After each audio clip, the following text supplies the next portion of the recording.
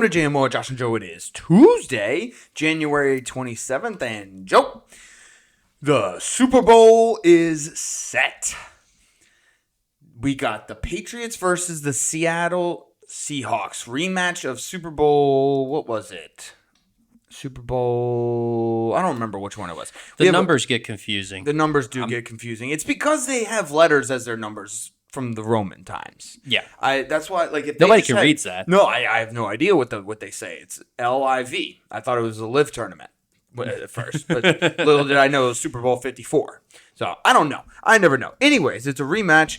I right off the bat, I don't think it bodes well for the Patriots. I think this is going to be a revenge game, right?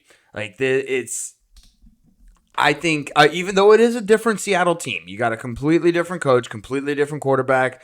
I don't even think there's a single player on this team that was on that Super Bowl team against the Patriots, right? I would highly doubt that there would be. Right. I mean, I just looked it up. It's 2015 was the last time. Yeah, so it's Super Bowl 49. It looks like if I read the. Oh, you read? That's what it is? I think that's what it is. Yeah, I think it's 49. XLIX? Yes. Sounds like it's from a size from a big and tall store. Also, this is Super Bowl 50, so I'm going to go ahead and guess that. Oh, that's cheating. No, I didn't. I didn't look at the 50 before. It says 50. I know, but I didn't look at the 50 before. Okay, all right. I'll give it to you. I took Latin in high school, so that's how I can tell. But anyways, AFC Championship game, NFC Championship game, two completely different games, but I was entertained by both. I was too. Like we can go ahead and get started. You know what? Real quick, because we are down south. Mm-hmm. We are down south Louisiana, LSU podcast. I gotta shout out my Tigers. Okay. Our incredible Super Bowl streak is still alive. Still alive. Yep. We have 6 former LSU players advancing to this Super Bowl. Extending our run of having at least one former Tiger in the Super Bowl to 25 consecutive years. That's the largest active streak of all of college football. The largest active streak in all of college football, dating back to 2002 when Kevin Falk began his Super Bowl run with the Patriots. Yeah, NFLSU. That's what it means. Pumping out NFL talent. In the words of the great Ed Orgeron, Go Tigers. Go Tigers. But yeah, let's start in chronological order. This AFC Championship game. It was kind of ugly, but it was kind of entertaining. Like I was kind of entertained by this game, as weird as it was, because out of nowhere, the field just got covered with snow. Yeah, like it was in the third quarter. It was completely clear grass, and then boom, in like a matter of 5 minutes. Well, before we even knew the weather of the game, we both agreed and talked about how this was an under game. Oh yeah, 100%. This was, all time slam the under. Oh, and that was the easiest money I won all weekend, and I won a lot of money this weekend. Right. I had all my picks were correct. But yeah, I did really well actually. But it just had the feel of one of those 1970s slugfests. Mm-hmm. It was like an old school smash mouth defensive game. Drake May didn't even have 100 yards passing. Nope. He used his legs. Jarrett Stidham looked exactly like I thought Jarrett Stidham would look.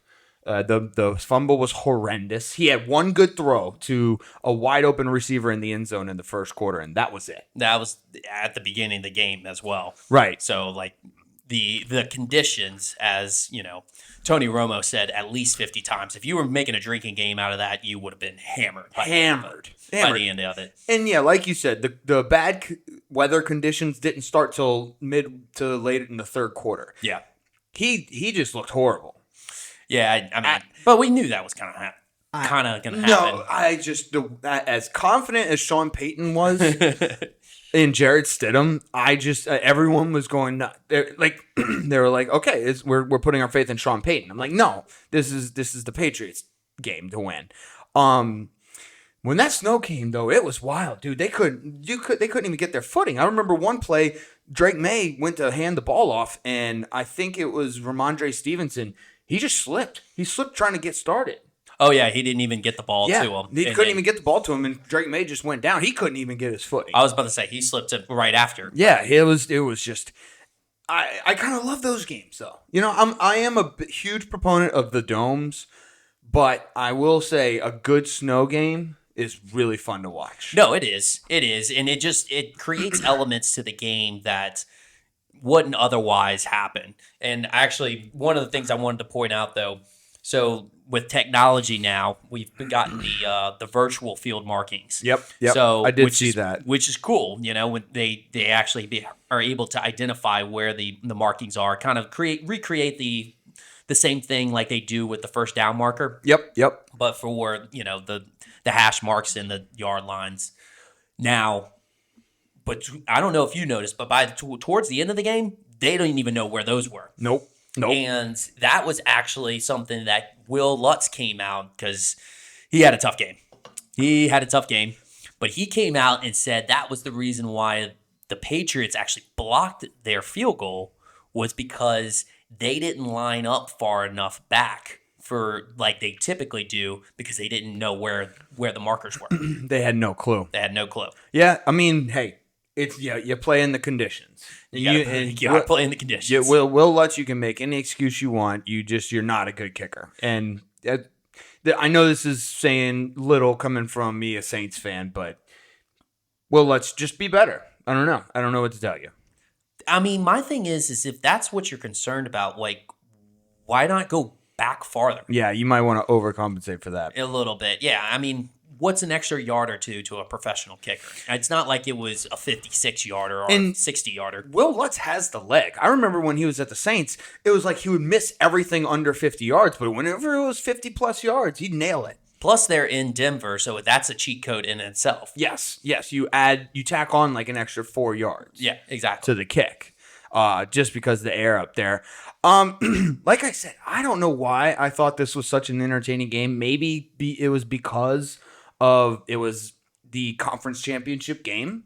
Maybe, I don't know, with like all the stakes on it. I had a bunch of money in different places. They all hit. I don't know. It might have just been a me thing, but the Patriots are back in the Super Bowl. I think I'm starting to sense a bias here on why you like this game so much.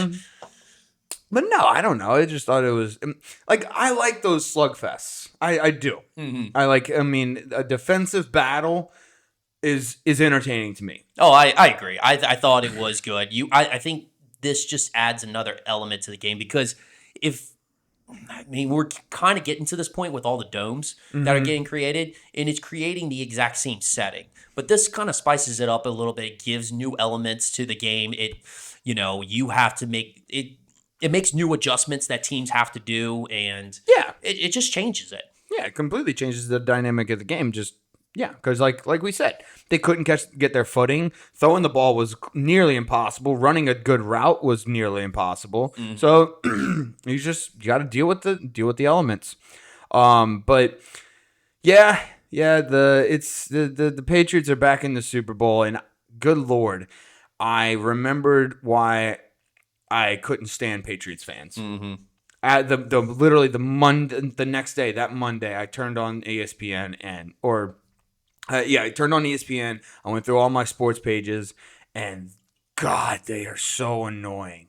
They were not relevant for just long enough for me to forget it and move on and be like, Patriots fans not that bad. Nope, they're still just as insufferable as they were when Tom Brady was there. Yeah, and I got a message to everyone who is the Gay for May, club. I'm sure you're aware of the fandom that's self-titled themselves Gay for May. A lot of dudes. Yeah, a lot of dudes. I got one thing. He's not that hot. Yeah, he really isn't. He at playing. There was a little pause to it, but okay. Sorry, I was trying to save myself a little bit, after there, but he's not that hot at playing. He's got a potato face. I mean, he's not even hot in general, but yes. Right. Yeah. No, he's got a potato face. I don't know. I'm not really gay for May, but if you're going to win me a little bit of money, I'm be okay with you there. But Lord, I have never been so hot on the Seahawks in my entire life. Yeah, your bias is still seeping out a little bit on there, but yeah, just I had that message for the Gay for May fans. You got anything else on the AFC Championship game? I do want to make one point. I think Sean Payton's starting to get a bad reputation. Why? Not being able to. I mean, he still has the fallback of the one Super Bowl, but he's also 1-3 in conference championships now. Okay. Starting to get a little bit of a bad reputation in conference championships, not being able to close. He has the perfect out though, the perfect excuse with this one. Had Bo Nix been there, the Broncos probably win this game.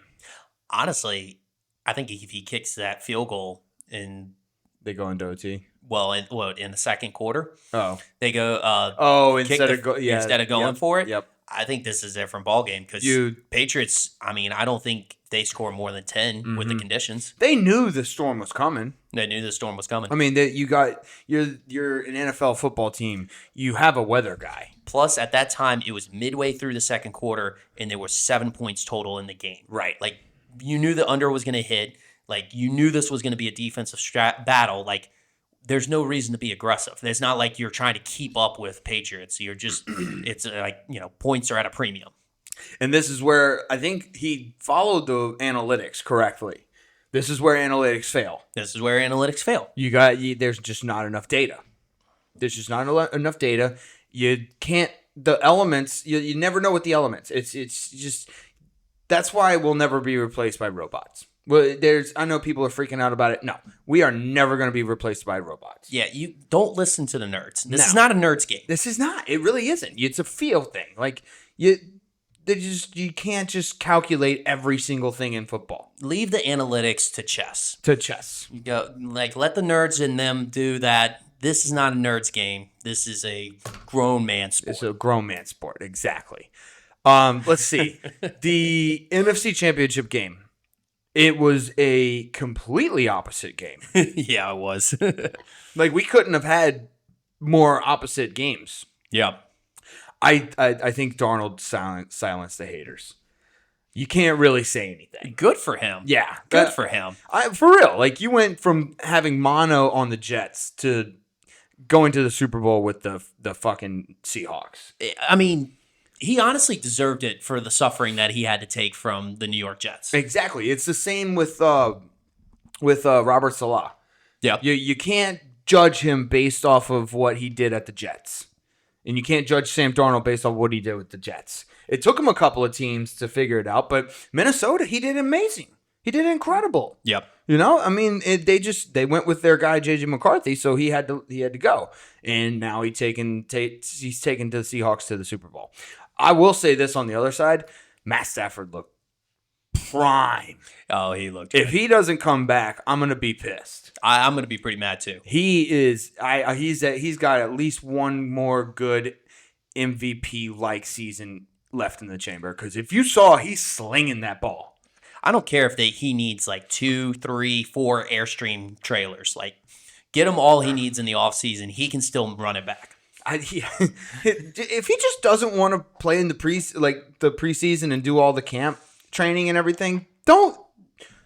Why does he need to? He's going to be an 18-year veteran or whatever. He knows what to do. Yeah, he knows the play calls. Like, I mean, he's going to win the MVP this year. Like, come on. Yeah, he's going to be fine.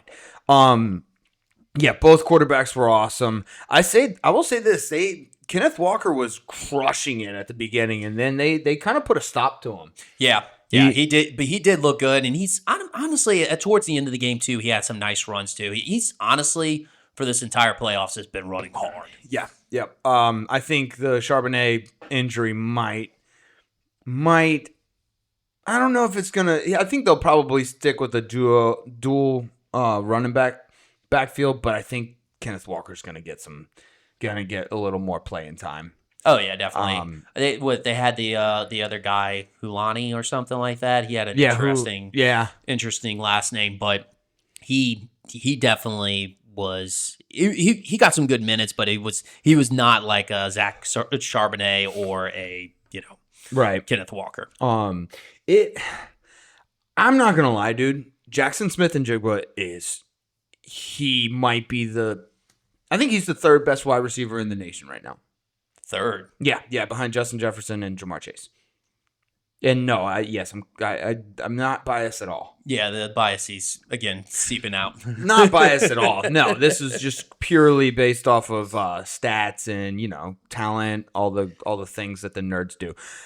JSN, he catches any ball that you throw his way. I had the same notes.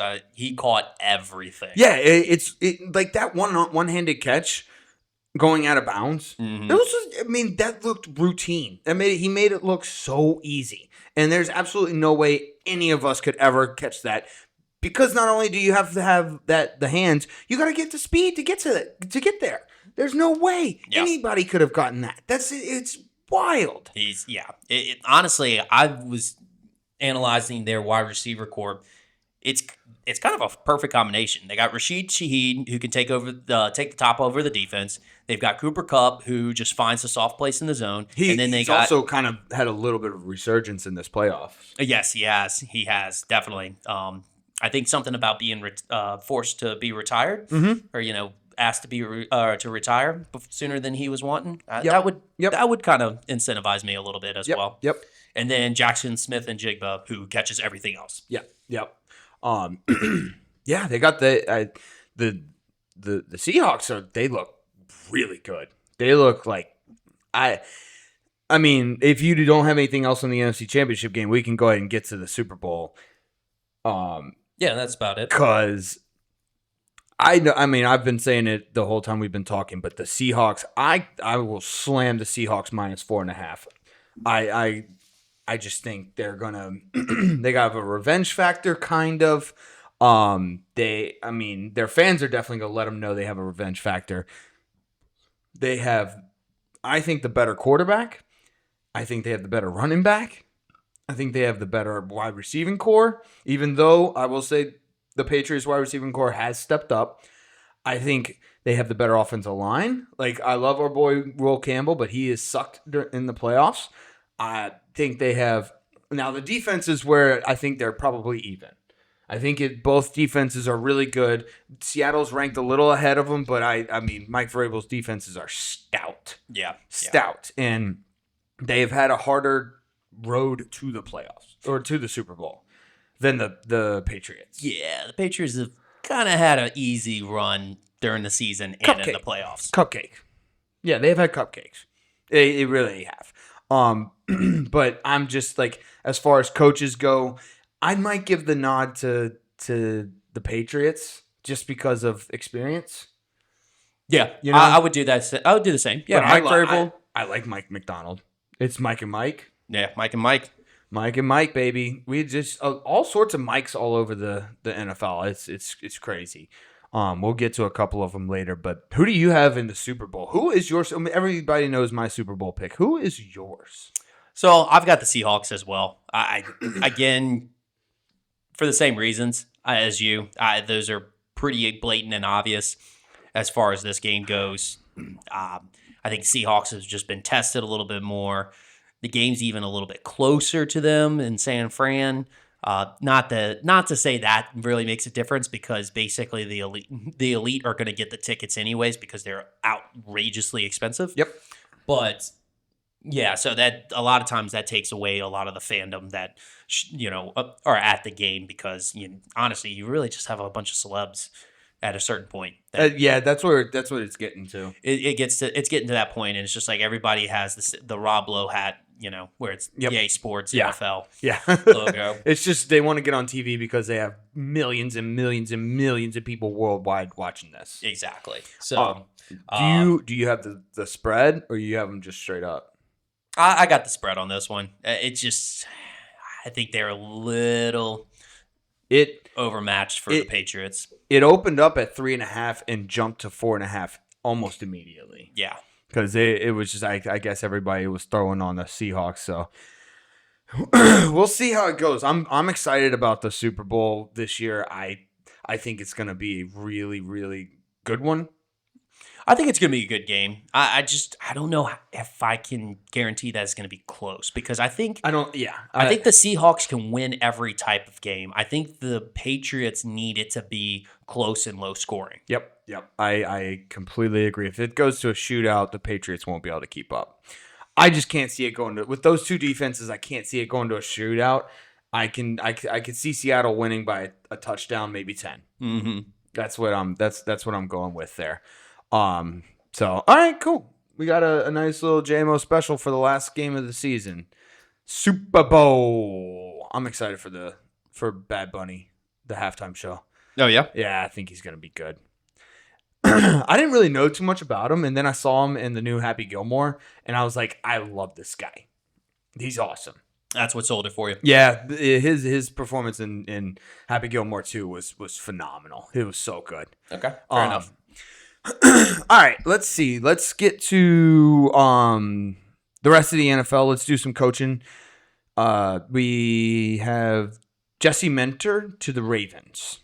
We didn't get to this one last week because I think it happened a little bit after we recorded. This is a perfect hire.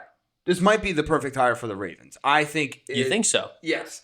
He's a defensive-minded coach. He was part of that Michigan national championship run. Mm-hmm. He basically just disguises. He's good at disguising all of his defenses, and I think that is what the Ravens are looking for. They want to go back to the Ray Lewis days of old, where they had Ray Lewis, Terrell Suggs, and just the monster defenses, and I think he can get him back there. He just needs to get an OC. I think he needs to get an OC to complement him. Yeah, and that's kind of what I had for one of my notes. Like him hiring the OC is going to be a big deal because, I think there's only few people that can really work with Lamar and maximize his full potential. So, getting that is going to be key. Cliff Kingsbury. Cliff Kingsbury? Cliff Kingsbury. Oh. I saw his name getting thrown out there. I think that would be perfect. I also saw Declan Doyle, old Double D from Chicago. Okay. That would be a terrible hire. I think so. Terrible. Because if I'm an offensive coordinator, I want to be hired under Ben Johnson. That is the main guy I would want to be hired under right now because you are going to look so good and you're going to get so paid if you are an offensive coordinator under Ben Johnson because Ben Johnson's the one calling it all. Yep. Ben Johnson's going to be the one that makes you look good and you're going to get a payday. So I think one of the hottest jobs might be the offensive coordinator for the Chicago Bears. You got a good point there. But yeah, no, I say Declan Doyle out. Yeah, I wouldn't want that if I was a Ravens fan. But the Cliff Kingsbury is very intriguing because if there's somebody that is very good about letting a quarterback be themselves within an offense, it's Cliff Kingsbury. Yes, I agree. I mean, you got to go back to the days where he was the offensive coordinator at Texas A&M when he had Johnny Football. That really is a testament to that. Yep. As far as, him just slinging the ball. Just letting them be themselves. I agree. See, Jesse Minter was one of them. They also, Mike McCarthy to the Steelers. You trade one Mike and get another Mike. I literally, all my notes I have is what the fuck. Oh, I thought it was going to be Mike and Mike. Mike and Mike? Well, yeah. I said that earlier, so I'm just like, what the fuck? I guess the NFL is kind of like the birds from Finding Nemo. It's like, Mike. Yeah, I just don't understand this hire. This is the most. This is not a Steelers hire. This is just. I don't know if Aaron Rodgers had anything to do with it. He is a Pittsburgh native. Oh, I know Mike McCarthy is, but it's just he's 60 years old. He's old. He's old. He is a good coach. I'm not going to say he's not a good coach. He is a good coach. He just hasn't done anything since, 2010, 2011, whenever they went to the Super Bowl. And oddly enough, Mike Tomlin is a good coach and hasn't done anything since 2010 or 2011 or whenever it was. Yeah. So they just literally got the white mic. They got rid of the black mic and got the white mic. Yeah, I honestly, quite a few of these coaching hires, which actually I kind of believe the same thing with Jesse Minter in a way, because I think he's just a younger Harbaugh. Yeah, he might be. And with this hire, like you said, it's just switching a mediocre mic to another mediocre mic. I don't think he's great, but I don't think he's terrible either. Case in point, you can take a look how the Cowboys did this year comparatively to last year. Yep.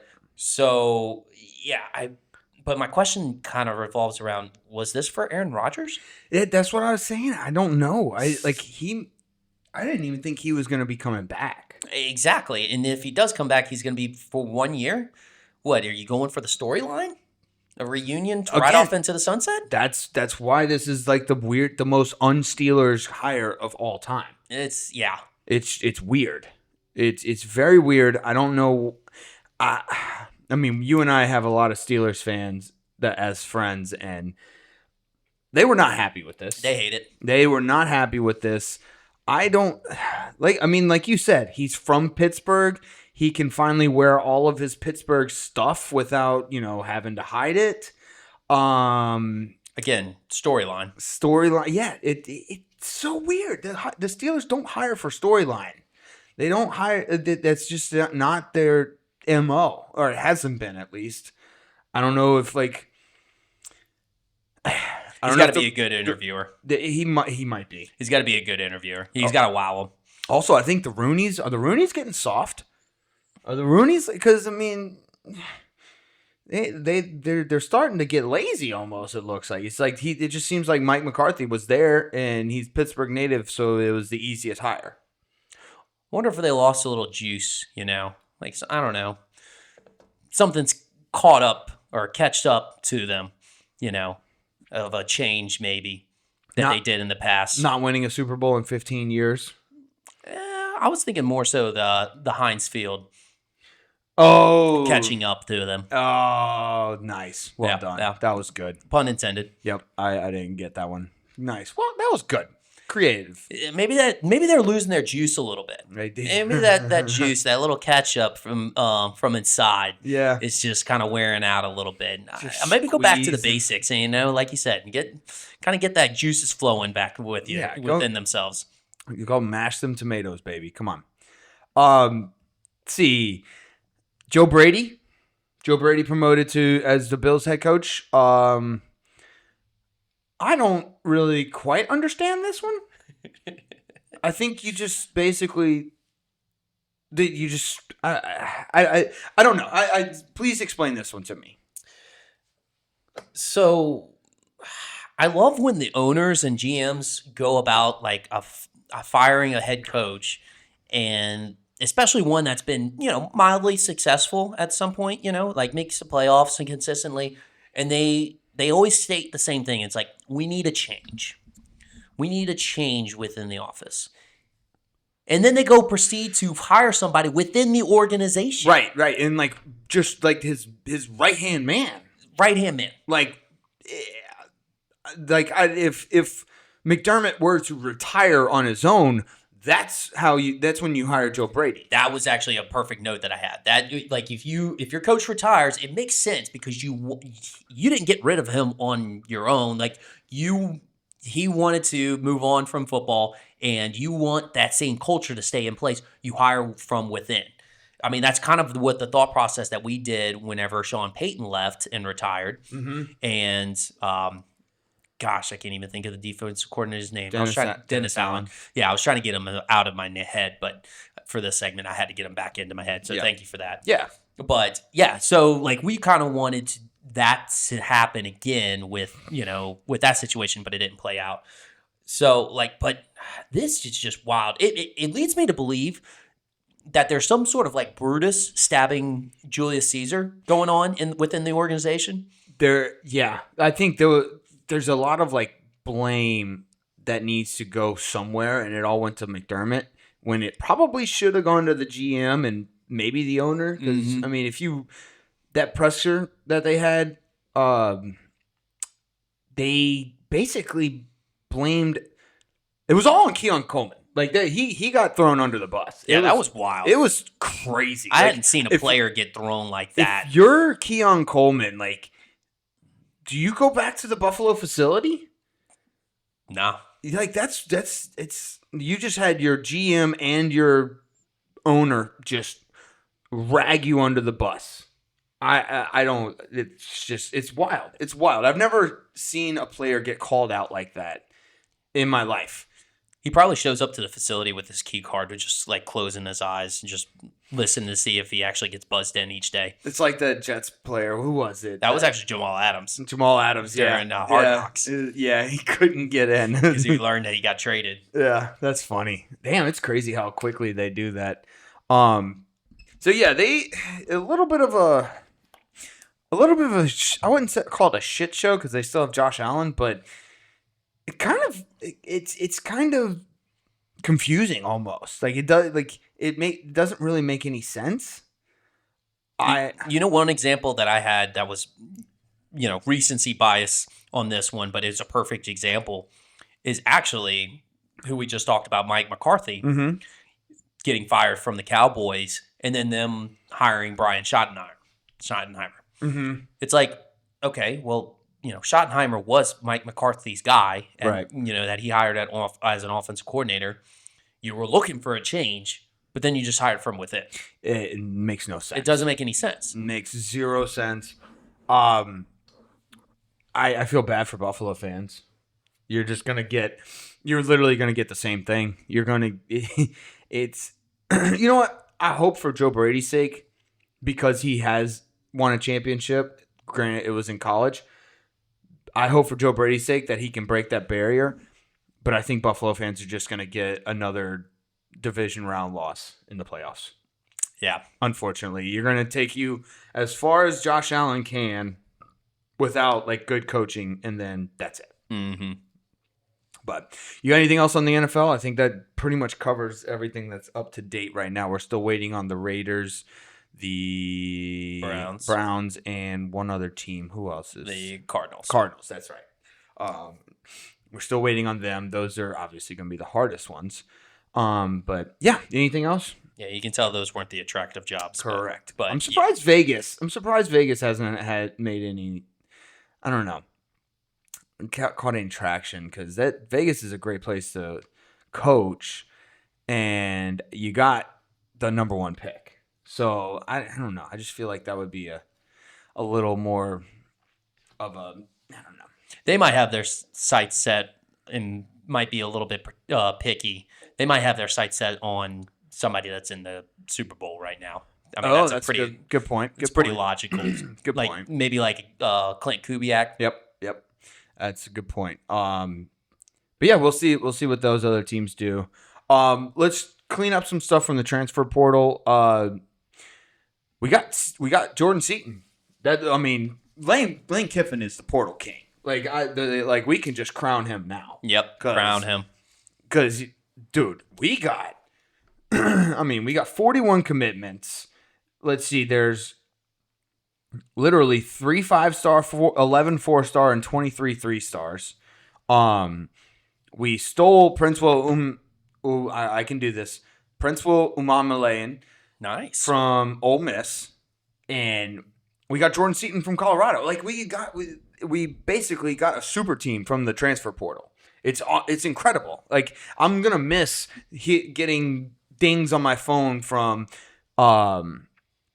getting tweets on my phone telling us that we've gotten this new player in the transfer portal. It's like catching a Pokemon. I just I want to get them all. Yeah, it was awesome. I loved it. I kind of low key like the transfer portal now, but I know, again, I only love it because we did so well. And once we start doing poorly, if we ever start doing poorly, I'm not going to like it. And yes, I still think it needs to be regulated. But I'm going to enjoy it while we got it. I think LSU is going to reap the benefits. They've gone ahead pretty aggressively as far as trying to be the front runners on how spending should be done in the NIL. They've again been very, very aggressive with that, and that was embedded in Lane Kiffin's contract. So like I think that's here to stay. Whether they actually go 40 commits every single year, I don't think that's going to be the case, because I don't know how sustainable that is and how sustainable you want that to be. Also, I don't think 40 a year will be necessary, because we're not going to lose that as many people as we did. Exactly. So, and I mean, you want, yeah, it's not even saving room for the high schoolers, but you want retention. Correct. You want retention on the guys that are good guys that have played into your system and stuff. So that's going to be probably the biggest thing moving forward, is just making sure you retain the guys that you want. Fill in with some transfer portals. Fill in with some high school recruits. Boom, you got yourself a team each season. 100%. And I think the experience is going to be valuable, but I think experience from one team, like if they play multiple seasons with one team, I think that experience is going to be the most valuable. Because, I mean, you got these guys transferring, and they got talent, but they got to learn a new system. They got to mesh well with new guys or new coaching staff or, whatever. And I think if you keep a guy for like 2 to 3 years, that might be more valuable sometimes than getting a flashy name in the transfer portal. So Yep. I agree with you on there. This Jordan Seaton, guys, he's huge. He's awesome. He's big. He's big. He's gonna fill the Will Campbell void perfectly. Yeah. I'm so excited about him. It's because we needed some help in the tackle area. We are ranked number 1 according to 24/7 Sports. Yep. Surprisingly enough, Ole Miss is ranked number 2. Yeah, I saw that. I was a little surprised there. I was too. I guess congratulations, good job, Pete Golding. He lost a decent bit to Lane Kiffin and the other teams in the transfer portal, but he seemed to have gotten it back. Maybe by a little tampering. Maybe. I think Dabo was crying more about that. Yeah, but Dabo's so I can't take what he says seriously about the transfer portal until he actually immerses himself multiple years in it. I know he's finally starting to get into it, but you talk so much shit on the transfer portal, and now you're accusing people of cheating in the transfer portal. Sorry, I don't buy it. He's like a old guy that has to adapt to computers in this workplace, and he just refuses. And then whenever something goes wrong, he's just whining about it. He's got to find somebody to blame. He's got somebody to blame. Yeah.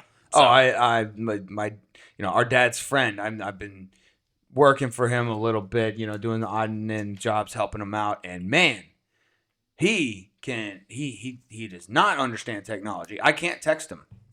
I can text him a couple of times, a little bit, but from the most of the conversations, got to call him. He just doesn't do computer stuff. Doesn't do it. No. But yeah, so they have Ole Miss, LSU number 1, Ole Miss, Texas, Ohio State, and Penn State.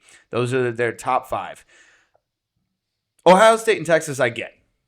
They got the biggest pocketbooks. Texas is going for a run.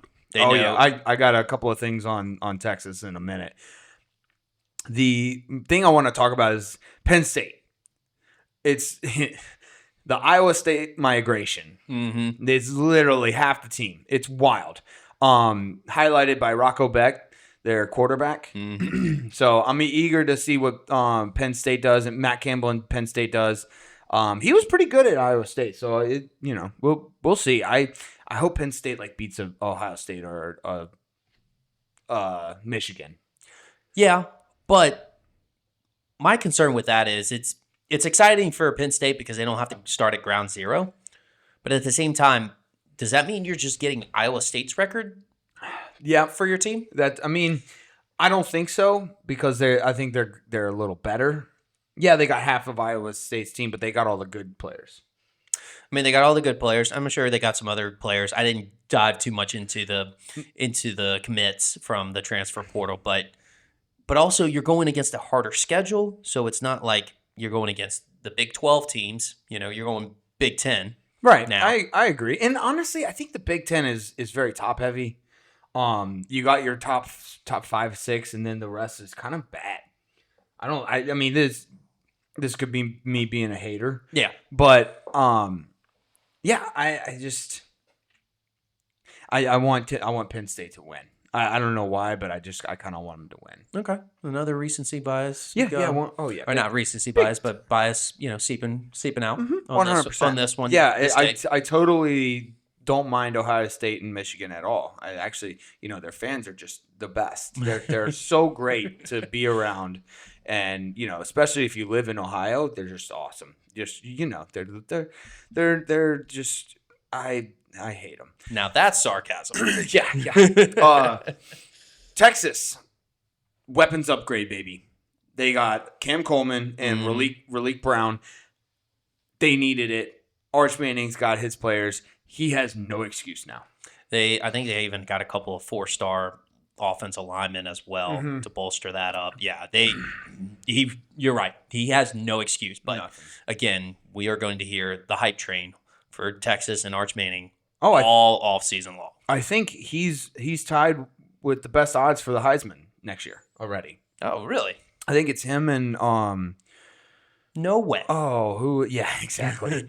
I think it's him and Dylan Raiola or Sam Levitt. One of those two, I think. It wouldn't be Dylan Raiola. He's sitting behind Dante Moore. That's right. It might be Dante Moore. But yeah, I know Arch Manning is tied with the best odds to win the Heisman. Cam Coleman's going to be a cheat code, and I think Raleek Brown's good. He'll be good, especially around behind that offensive line they got. Yeah, he rushed for over 1,000 yards. I think it was like 1,100 yards at Arizona State last year. Yeah, the QB shuffle. It's been pretty cool. Dylan Raiola to Oregon, Josh Hoover to Indiana, Sam Levitt to LSU, Rocco Beck to Penn State. Got a bunch of really good quarterbacks. I mean, this 2027 NFL draft class is going to be just stacked. It's going to be. I mean, we knew that going into this next year, but Lord, it's like just seeing it like come to fruition in the offseason. It's just it's crazy. Yeah, because a lot of these quarterbacks are now staying a little bit longer in college. They'll be a little bit more prepped. That's why, like, I like the NIL to an extent. I like it. One of the reasons is, like I've said plenty of times before, we get to see these kids in college for longer. Mm-hmm. It's gonna be. I kind of hated it when kids went to the NFL too early. They did it for the money. Now they're staying. So there you go. Yeah. Do you think this offseason, this kind of relates a little bit with the drafts that come, this college quarterback draft class? Because the college quarterback draft class is basically Mendoza and then really nobody else, especially since Dante Moore decided to come back for a year. Right. And with the reemergence of Sam Darnold, do you think this is going to be the offseason where the backup quarterbacks and the second chance quarterbacks are going to be highly, highly regarded? Maybe. Like your Mac Jones, maybe your Zach Wilsons, maybe your Malik Willis's. Mm-hmm. Yeah, Malik Willis looked good. I think Mac Jones was a product of Shanahan.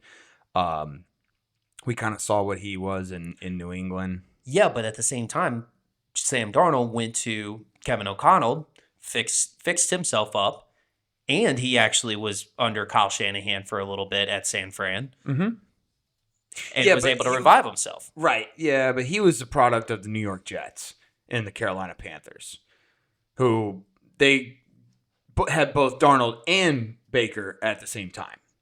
Yeah, and the Panthers did.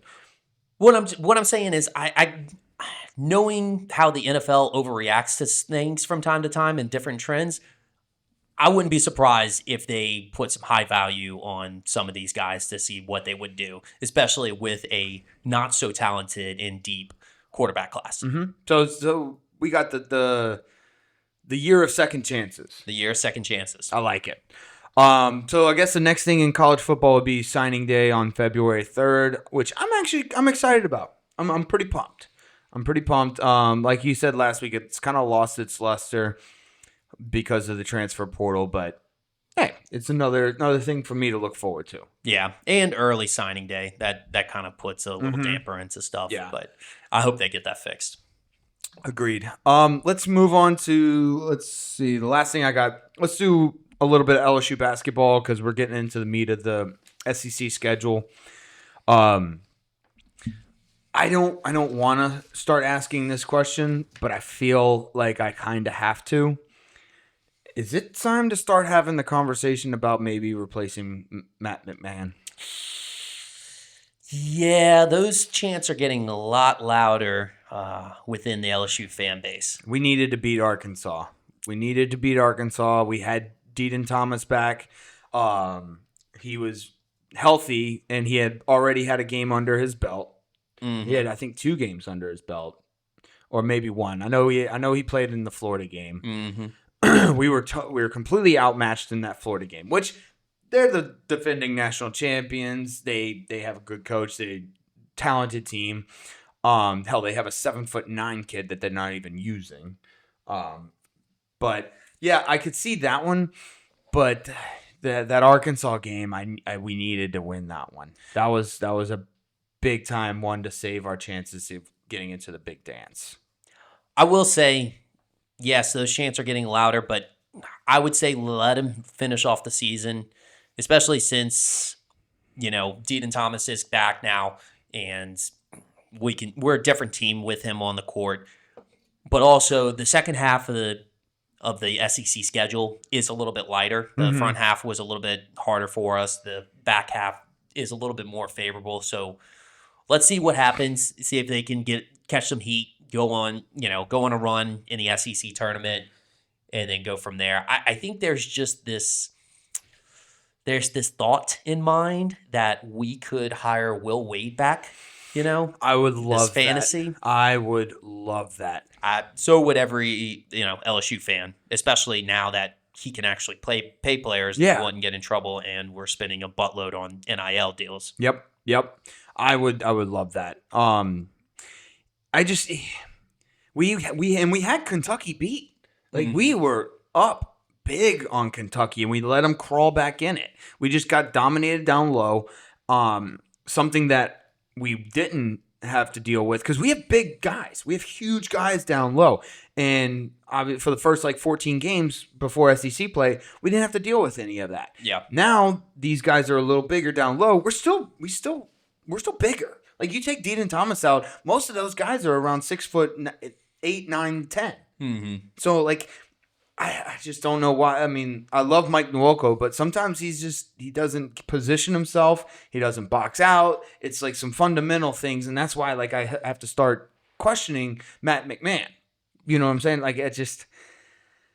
It gets to a point where I can't. I don't know how many more portal classes I can go through before we just figure out that hey, he's the problem. Yeah, and it's way too much consistency of losing especially the SEC conference games. You can't it's kind of been an atrocious record that he's gone through conference wise. And then honestly, to keep going with the consistency part, it's not enough consistency. We will look good in a half and we'll guard fine and everything, like you said, and then we kind of get lazy, like you said, not boxing out, not doing the fundamentals.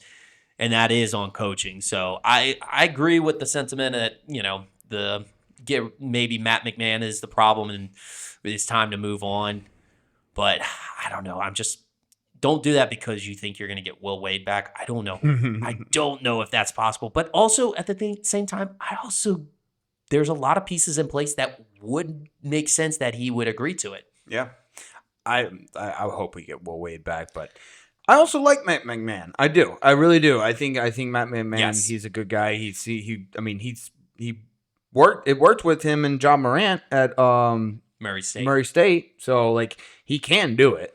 Yeah, I know. I agree. I've been a big Matt McMahon fan, and that's why I said let's let him finish off the season. I don't think they'll fire him before the season's over. No, but let's just see. Yeah. Along with the men's basketball team, the Lady Tigers are rolling now. We hit a 2-game skid where we lost 2 in a row. Now we're rolling. We are back to rolling. We're back in it. Flau'jae Johnson, Michaela Williams, those two, they're studs. They're so good. It is fun watching the Lady Tigers because they're just so much better than everyone else that we've played. Minus obviously South Carolina's. You have those 4 teams in women's basketball that are just way better than everyone else. Yeah, it's very top heavy Yeah. as far as the teams go in women's basketball. Mm-hmm. It is kind of funny to watch though, because it's like, you have your high school team playing a bunch of 8th graders and they just swatting the ball. It's kind of funny. Yep. But yeah, Kim Mulkey has them rolling. Let's go. Let's fucking go. 17 days till LSU baseball starts. Yep. Pumped about that. I can't wait. This team is looking really good. They almost say it's almost better than last year's. I don't think so. Like that's going to be hard to top because last year's team was better than the 2023 national championship team. So like it's Jay Johnson's just got guys. He's got a powerhouse. He's got guys. Yeah, and we had a bunch of guys come back. Let's see. A bunch. I think we had the entire outfield come back. Oh, we had a lot of guys come back. And then we got our ace, Kassan Evans, Rizzy, my boy Maverick Rizzy. Yeah. I can't wait. I get more excited for LSU baseball than most sports. But you got anything else, brother? I think that's about it. Alrighty, we are going to take a week off next week, and then we'll see y'all the Tuesday after the Super Bowl. Yep, got to recap that. Yep, got to recap it. All right, love y'all. Later.